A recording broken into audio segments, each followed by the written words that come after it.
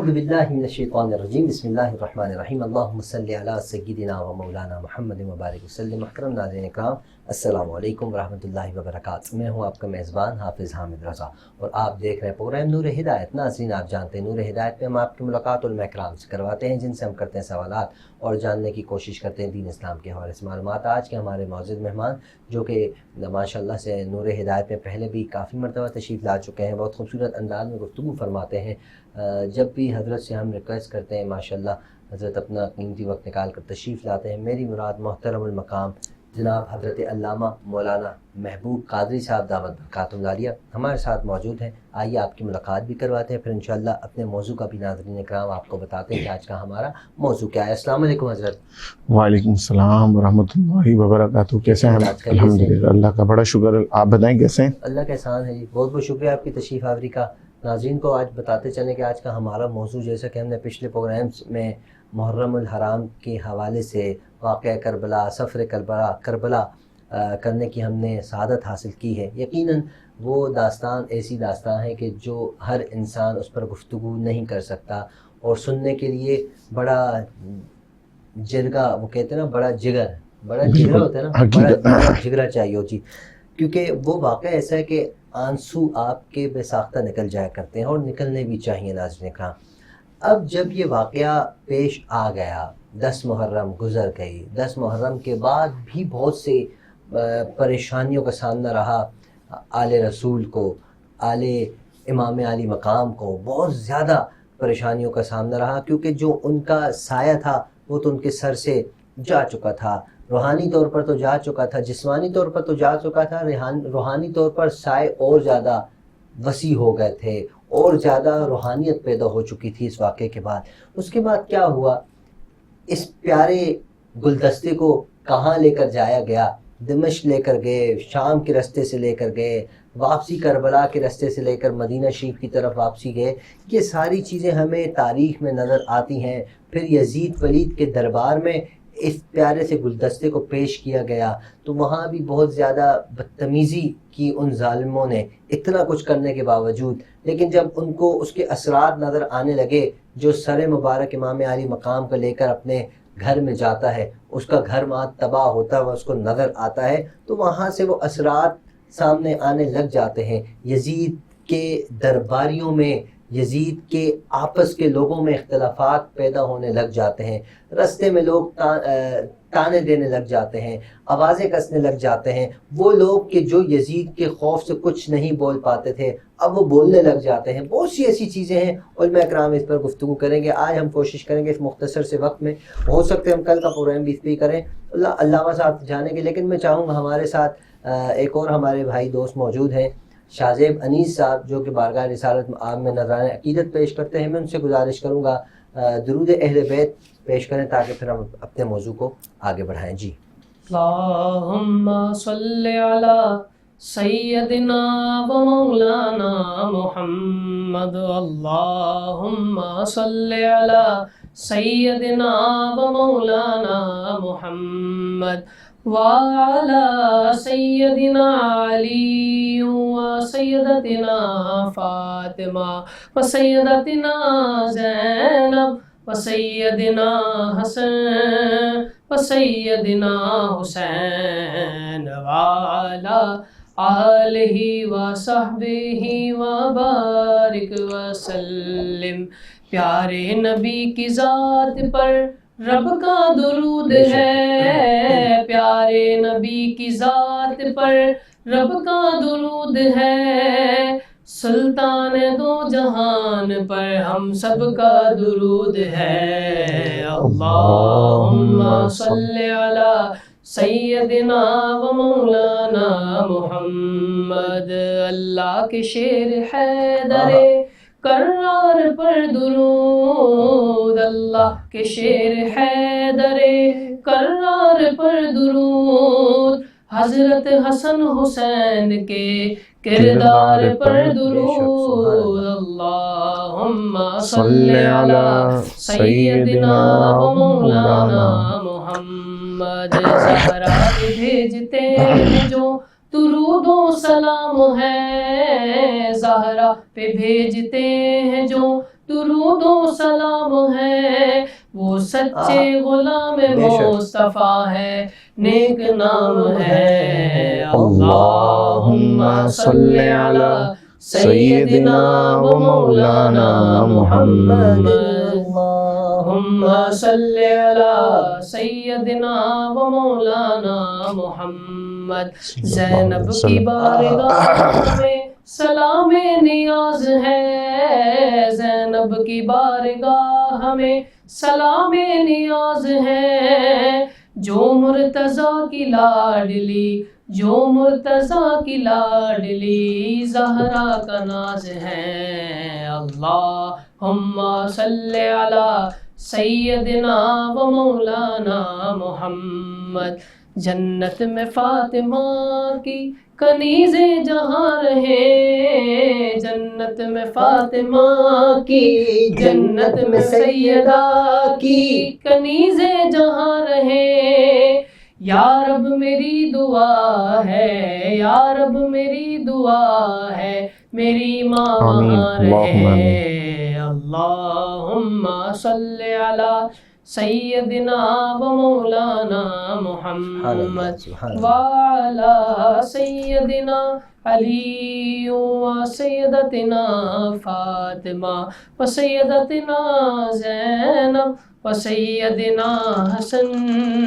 و سیدنا حسین وعلی آلہ وصحبہ وبارک وسلم۔ سبحان اللہ، سبحان اللہ۔ درود اہل بیت پیش کرنے کی سعادت حاصل فرما رہے تھے شاہ زیب انیس صاحب، اللہ پاک آپ کی آواز میں برکت عطا فرمائے۔ ناظرین، آج کا ہمارا موضوع آپ سے میں عرض کر چکا ہوں۔ علامہ صاحب کی خدمت میں ڈائریکٹ سوال عرض کروں گا، اگر جب یہ مارکہ ختم ہونے کے بعد جب یہ گلدستہ ہمارا کربلا سے رواں ہوا دمشق کی طرف، آئی تھنک، تو وہاں کیا یزید کے دربار میں کیا معاملات پیش آئے، پھر ان کو کس انداز میں واپسی مدینہ شریف بھیجا گیا، ارشاد فرمائیے گا۔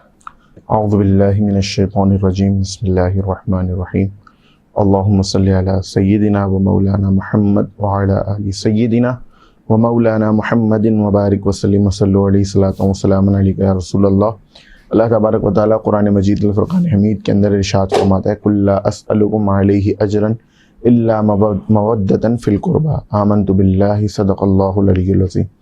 اس آیت مبارکہ کے اندر اللہ تبارک و تعالیٰ نے سب سے پہلے نبی کریم علیہ الصلاۃ والسلام کو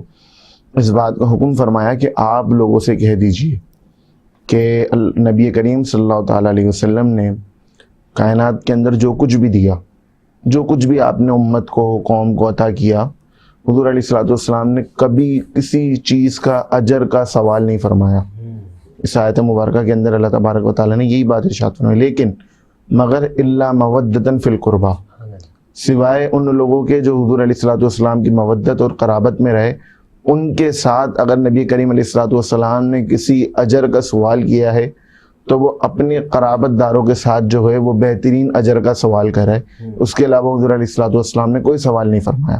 اب نبی کریم علیہ الصلوۃ والسلام کے تھوڑا سا پیچھے سے آؤں گا تاکہ پھر اپنی گفتگو کو آگے لے کر چلوں گا۔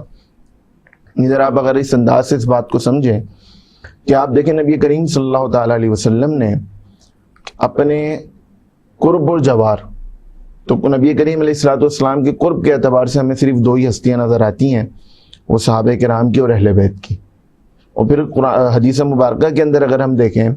تو حدیث ثقلین میں نبی کریم صلی اللہ تعالیٰ علیہ وسلم نے جو ارشاد فرمایا کہ میں تمہارے درمیان دو بھاری چیزیں چھوڑ کر جاؤں گا جو تمہاری ہمیشہ رہنمائی کرتی رہیں گی، ادھر بھی حضور علیہ الصلوۃ والسلام نے قرآن اور اہل بیت کے حوالے سے فرمایا۔ ایک حدیث کی کتاب میں اس میں قرآن اور صحابہ کے بارے میں آتا ہے، اگر ہم ان دونوں قولوں کو ملا کر جمع کریں تو سمجھ میں یہ آتا ہے کہ نبی کریم علیہ الصلوۃ والسلام نے اپنے بعد اگر کسی کو اپنا نائب مقرر فرمایا تو وہ قرآن کو، اہل بیت اور اصحاب کو بیان فرمایا، یعنی حضور علیہ الصلوۃ والسلام کے بعد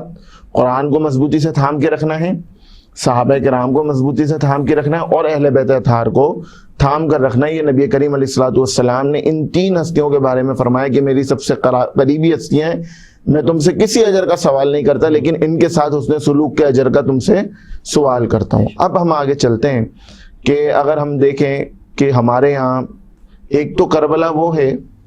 جو کربلا کے اندر کربلا وارد ہوئی ہے، جو ہمیں کربلا میں نظر آتی ہے، لیکن ایک کربلا وہ ہے جو کربلا کے بعد جو ہے وہ نظر آتی ہے۔ وہ حقیقت میں ہمارے یہاں عموماً کربلا تک کا تو منظر بیان ہوتا ہے، لوگ سنتے ہیں ان قربانیوں کو جو امام علی مقام نے، ننھے علی اصغر نے، حضرت علی اکبر نے، امام قاسم نے اور دیگر جو امام حسین علیہ الرضوان کے رفقا ہیں، جنہوں نے کربلا کے اندر،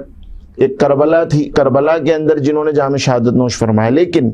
اس کربلا کے بعد جو ایک کربلا ہمارے سامنے نظر آتی ہے وہ کیا ہے کہ اسی خاندان اہل بیت، اسی خاندان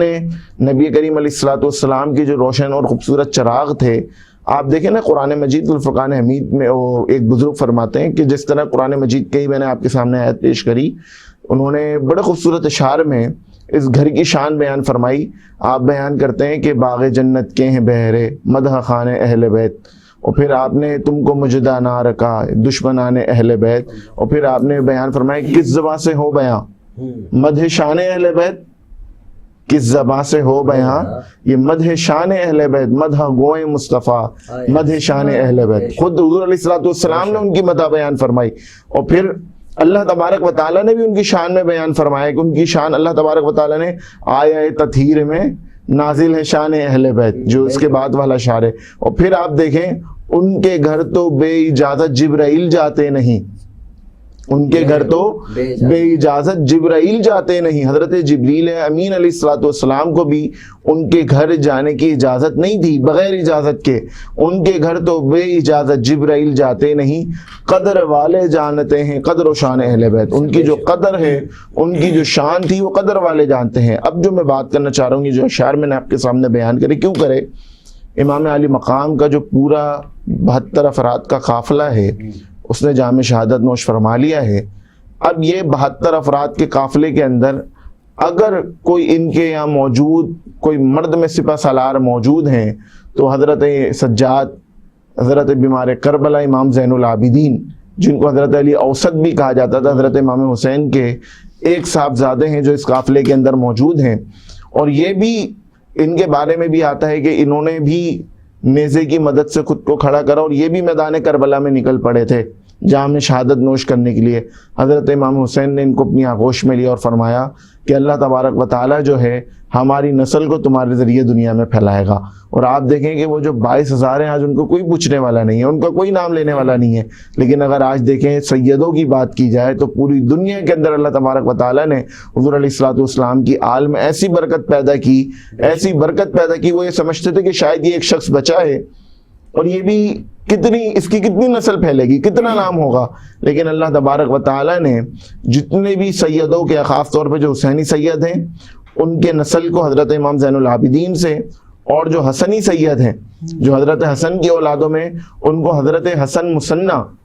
ان کی اولادوں کے ذریعے پوری دنیا میں پھیلایا، اور آج پوری دنیا کے اندر ہمیں سید نظر آتے ہیں۔ اب حسن مثنیٰ کی ایک اولاد ہمارے عبداللہ شاہ غازی بھی ہے۔ بالکل، حضرت حسن مثنیٰ کی ایک اولاد حضرت عبداللہ شاہ غازی، یہ بھی انہی کے نسب کے اندر ہیں۔ اور آپ دیکھیں ہمارے غوث اعظم حضور شیخ عبد القادر جیلانی، آپ بھی حسنی سید تھے والد کی طرف سے، والدہ کی طرف سے تو آپ حسینی تھے، لیکن والد کی طرف سے جو آپ کا نسب تھا وہ حسنی تھا، اور والدہ کی طرف سے اسی طرح خواجہ صاحب خواجہ معین الدین چشتی اجمیری علیہ رحمہ، آپ کے حوالے سے بھی آتا ہے کہ آپ بھی سید زادوں کے اندر ہیں۔ اور دیکھیں اللہ پاک نے پھر ان سے کتنا کام لیا کہ آج پوری دنیا کے اندر ہمیں نظر آتے ہیں۔ اب جو میں بات کری ابتدان کہ ایک تو کربلا وہ ہے جو 10 محرم کو واقع ہوئی ہے، اب ایک کربلا وہ ہے جو اس کے بعد، اب جیسے میں نے آپ کے سامنے آیت پیش کری کہ ان کے گھر تو بے اجازت جبرائیل جاتے نہیں، خانواد اہل نبوت کے وہ چراغ کہ جن کے بارے میں آتا ہے کہ اللہ تبارک و تعالیٰ نے جنات کو بھی ان کی طرف نظر کرنے سے منع فرمایا، یعنی جنات بھی ان کی طرف نظر نہیں کرتی۔ یہ شان و شوقت والی ان کے ساتھ ان کے جو ہیں وہ عزتیں اور ان کی عزت کی جو چادریں تھیں، ان چادروں کو جو ہے وہ پامال کیا گیا، اور ان کو سب سے پہلے کوفہ کی بازاروں کے اندر گھمایا گیا، اور کیا کہہ کے گھمایا گیا کہ دور حاضر کے جو تخت نشین ہیں، یہ ان کے جو ہے وہ جو اس دور کے اندر جو دور حاضر میں ابھی ہمارے تخت نشین، ان کے جو ہے یہ لوگ کہہ لیں کہ ان کے مخالفین ہیں، ان کے گناہگار ہیں، ان کے مخالفین کے نام سے باقاعدہ نعرے لگائے گئے اور لوگوں کو بیان نہیں کیا جا رہا یہ خانوادہ اہل نبوت کے چشم و چراغ ہیں۔ اور اس دن کے بارے میں جو واقعات لکھے گئے کہ حضرت امام حسین کے قافلے میں چند اونٹ بھی موجود تھے جو کوفیوں نے چھن لیے تھے، جس طرح وہ آئے تھے تو اس میں اونٹ بھی تھے، سواریاں بھی تھیں، تو اونٹ ان کے چھن لیے تھے۔ انہوں نے جب ان اونٹوں کو کاٹا ہے، ان کا گوشت بنا کے جب کھانا کھانے لگے تو اس گوشت کے اندر اللہ تبارک و تعالیٰ نے آگ کو پیدا کر دیا، وہ گوشت پورے کے پورے آگ بن گئے، وہ خون ہو گیا۔ جو گوشت تھا کھانا پکنے کے بعد جب ان کے سامنے آیا وہ خون گوشت ہو گیا۔ ایک کیفیات یہ ہیں کہ جو آسمان ہیں وہ اللہ تبارک و تعالیٰ نے دن کے اندر ایسا گرہن کرا کہ 3 دن تک لوگوں نے اس آسمان پر جو ہے وہ ستاروں کو دیکھا ہے دن کی روشنی میں۔ اور پھر آج ہی میں ایک واقعہ پڑھ رہا تھا کہ ایک کبوتر جس نے اپنے آپ کو حضرت امام حسین رضی اللہ تعالیٰ عنہ کے خون سے تر کیا اور وہ کوفہ سے چلا ہے اور حضور علیہ الصلوۃ والسلام کے مزار کے ارد گرد جو ہے وہ طواف کی طرح چکر لگا رہا ہے۔ صحابہ کرام دیکھ کر پریشان ہے، کیا ماجرا ہے، کیوں یہ کبوتر جو ہے وہ خون سے لت پت ہوا ہوا سارا واقعہ جو اس نے کربلا میں دیکھا ہے وہ میرے آقا کو آگے سنا رہا ہے۔ اور پھر دوسری طرف اگر ہم حضرت ام سلمہ کی وہ حدیث دیکھیں جو حضرت ام سلمہ بیان کرتی ہیں کہ نبی کریم علیہ الصلوۃ والسلام کو انہوں نے خواب میں دیکھا تو حضور کی کیفیت کیا ہے، حضور علیہ الصلوۃ والسلام کے چہرے پہ گرد غبار ہیں،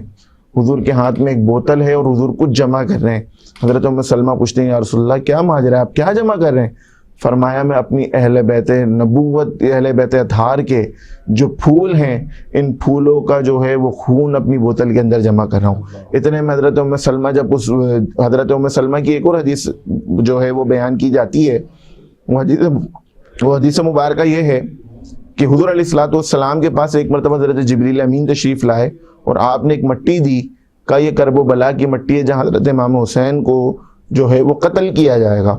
اور پھر آپ نے حضرت ام سلمہ کو دی کہ اس کو ایک گلاس میں رکھ لو، جب یہ ہری ہو جائے، جب یہ لال ہو جائے، سرخ ہو جائے تو سمجھ لینا کہ امام حسین کو آج قتل کر دیا گیا۔ اور جیسے ہی آپ نے پردے ہٹائے دیکھا تو وہ مٹی سرخ ہو چکی تھی اور آپ زار و قطار رونے لگی کہ اہل نبوت کے وہ ستارے، وہ گلشن کہ جن کے بارے میں سرکار علیہ الصلوۃ والسلام نے فرمایا تھا، کیا فرمایا تھا کہ حسن حسین جنتی نوجوانوں کے سردار ہیں، جن کے بارے میں سرکار نے فرمایا تھا حسین مجھ سے ہیں اور میں حسین سے ہوں، جن کے بارے میں سرکار نے فرمایا تھا کہ جو حسین کا دوست ہو وہ میرا دوست ہے، جو حسین سے دشمنی رکھے وہ میرا دشمن ہے۔ اب ایک طرف تو یہ ان کے شان ہے اور پھر اب ہم آگے چلتے ہیں اس اہل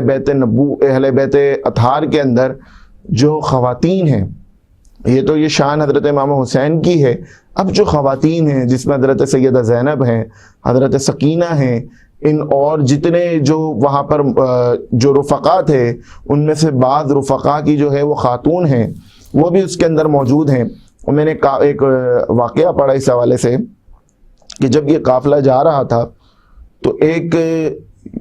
عیسائیوں کا چرچ تھا، وہاں پر یہ قافلہ رکا ہے اور جیسے یہ قافلہ اس چرچ کے پاس رکا ہے تو ان کیفیات میں یہ منظر دیکھنے کو ملا کہ وہ پادری باہر نکل کر آتا اور پوچھتا ہے یہ کس کا سر ہے؟ وہ بولتے ہیں کہ وہی جیسے میں نے آپ کو کہا نا دور ہمارے حکومت کے کچھ مخالفین ہیں ان کا سر ہے، لیکن وہ حضرت امام حسین کے چہرے کی کشش اور چمک دیکھتا ہے، کہتا ہے میں نہیں مانتا کہ یہ دور کے مخالف ہوں گے، یہ دور کے مخالف نہیں نظر آتے، تم مجھ سے کچھ چھپاتے ہو، کن کا سر ہے؟ اتنے میں دیکھتے ہیں کہ چرچ کی دیوار کی طرف ایک شعر لکھا ہوا ہے عربی کے اندر، اور اس شعر کا ترجمہ یہ ہے کہ وہ لوگ جنہوں نے حضور جان دو عالم صلی اللہ تعالی علیہ وسلم کے خوبصورت گلستہ کو اجاڑ دیا اور اس کے بعد بھی یہ امید رکھتے ہیں کہ وہ ان کو بروز محشر سرکار کی شفاعت نصیب ہوگی، کہا مجھے نہیں لگتا یہ وہ سر ہے۔ کہا کہ یہ علی حیدر کرار کے بیٹوں کا تو سر نہیں ہے؟ انہوں نے کہا ہاں یہ رسول کے داماد علی حیدر کرار کا سر ہے۔ کہا او بدبختو تم نے اس سر کو بھی نہ چھوڑا۔ اور پھر اس چرچ جو وہ پادری، وہ جو اس چرچ کا جو پادری تھا اس نے کہا میں تمہیں 10,000 دینار دوں گا، یہ سر ایک دن کے لیے مجھے دے دو۔ اور وہ سر اپنے گھر میں لاتا ہے، ایک کپڑے پر کستوری لگاتا ہے، مشک و عنبر لگاتا ہے اور حضرت سیدنا امام حسین کے اس سر اقدس کو ایک رات کے لیے اپنے گھر لے کے جا کے رکھتا ہے اور اس کی روشنی دیکھتا ہے کہ ایک نور نکلتا ہے اور وہ نور حضرت امام حسین سے آسمانوں پر جا کے مل رہا ہے اور وہ دیکھتے دیکھتے کلمہ پڑھ کے مسلمان ہو جاتا ہے۔ آپ اب اندازہ لگائیں کہ امام حسین کیا عظیم شخصیت ہیں کہ آپ کے اس سر مبارک سے کئی لوگوں نے اس سر مبارک کی نورانیت کو دیکھ کر جو ہے کلمہ پڑھ کے مسلمان ہوئے، اور پھر دوسری طرف آپ کا وہ قافلہ ہے جو لوٹا ہوا، اور سب سے پہلے آپ کو لے کر کوفہ کے دربار میں جایا جاتا ہے اور کوفہ کے دربار میں ابن زیاد کے پاس پیش کیا جاتا ہے، اور وہ آپ کے ساتھ بڑی بدسلوکی، اور حضرت امام زین العابدین جو بیمار کربلا جن کے اندر کھڑے ہونے کی طاقت نہیں ہے، ان کے ہاتھوں میں بیڑیاں لگا دی جاتی ہیں، پاؤں کے اندر بیڑیاں باندھی جاتی ہیں، اور ان کو اونٹوں کی لگام پکڑائی جاتی ہے، اور اس قافلے کی اونٹ کی لگام پکڑ کر اس قافلے کو لے کر چل رہے ہیں، اور اس طرح یہ قافلہ جو ہے لوٹا پھوا ابن زیاد کوفہ کے دربار میں آتا ہے، اور پھر یہاں سے آپ کو 3 دن بعد شام کے یہاں یزید کے دربار میں بھیجا جاتا ہے۔ انشاءاللہ اس منظر کو ہم آگے کے اس میں بیان فرمائیں گے۔ بہت بہت شکریہ علامہ صاحب، آپ نے اب تک قیمتی وقت عنایت فرمایا، اور یہ گفتگو ایسی ہے ناظرین اکرام کہ سن کے بس بندہ برداشت کرتا ہے اور اس بات پر اطمینان کرتا ہے کہ ہمیں اسلام جو ملا ہے ایسی قربانیوں کے بعد ملا ہے۔ یقیناً ہم بچپن سے ایک شعر سنتے آ رہے ہیں، پڑھتے آ رہے ہیں کہ اسلام زندہ ہوتا ہے ہر کربلا کے بعد، تو یقیناً یہ اسلام زندہ ہوا ہے اسی کربلا کے بعد۔ اب میں انشاءاللہ پروگرام کا وقت اختتام کی جانب ہے، میں اپنے دونوں معزز مہمانوں کا شکریہ ادا کرتا ہوں، یقیناً امید کرتا ہوں آپ آئندہ بھی تشریف لائیں گے۔ پروگرام کا وقت اختتام کی جانب ہے ناظرین اکرام، آپ سے گزارش ہے اپنا بھی خیال رکھیے، اپنے اہل و عیال، اپنے پڑوسی، اپنے رشتہ دار سب کا خیال رکھیے، ہم سب کو اپنی دعا میں یاد رکھیے۔ السلام علیکم ورحمۃ اللہ۔